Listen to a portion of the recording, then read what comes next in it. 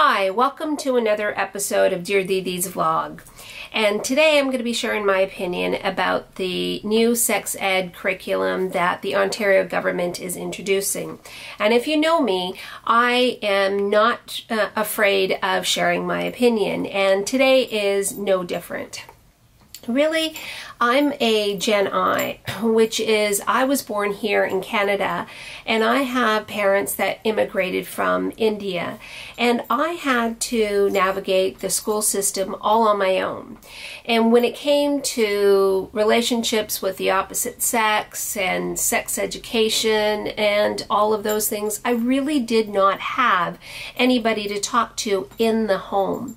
So when I got my period at age 13, I really didn't have anybody to talk to. There was no information that was shared or anything like that. And whenever I was watching TV with my parents and a sex scene came on, everybody diverted their eyes, and they never really wanted to be able to be in that room with our parents sitting right beside each other. And I never saw my parents hug or kiss or express any affection with one another.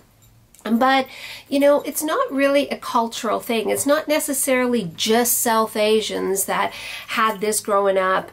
I believe that this is something that a lot of people growing up did not experience and did not have. And be it if you're Caucasian or South Asian or Latino, there were always some things about sex that were not necessarily always openly discussed.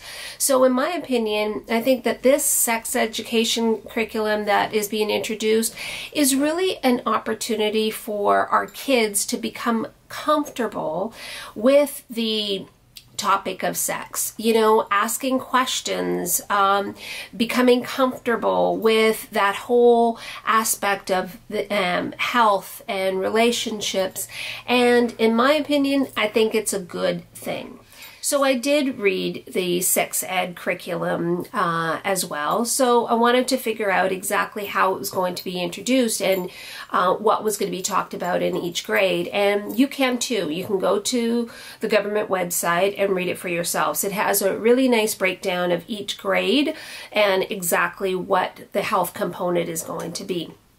And I also then took it one step further and called my son Tage's school to speak to the health teacher, and she was really wonderful. What I found out was that the sex ed component of the health class isn't going to be introduced until the third term, and that allows the teacher to figure out what the maturity level is of the class and be able to gauge how they would be able to introduce that component to the class. Figure out how the boys and the girls interact with one another, if there's giggles, you know, if they are having, they're holding things back and not necessarily asking questions even though that they seem curious.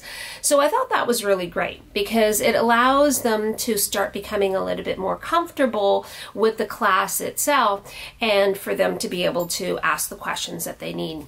Also, I think that we as parents have to stop being afraid to give our kids health information and to stop saying that we're going to be teaching our kids when we really don't. So let's admit that and figure out a way how we're going to be able to support our kids in order for them to be able to get the information that they need. I think this new sex ed curriculum that's being introduced is a good thing.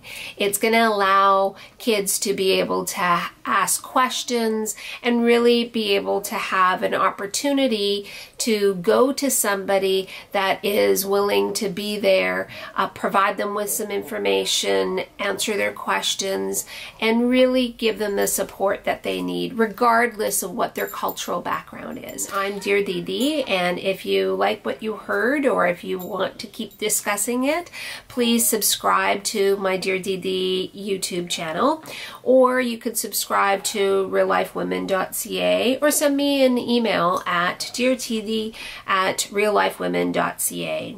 So, or leave a comment here and there and everywhere, and tell others about this vlog as well. Thank you so much for watching, and I will talk to you again very soon. Take care.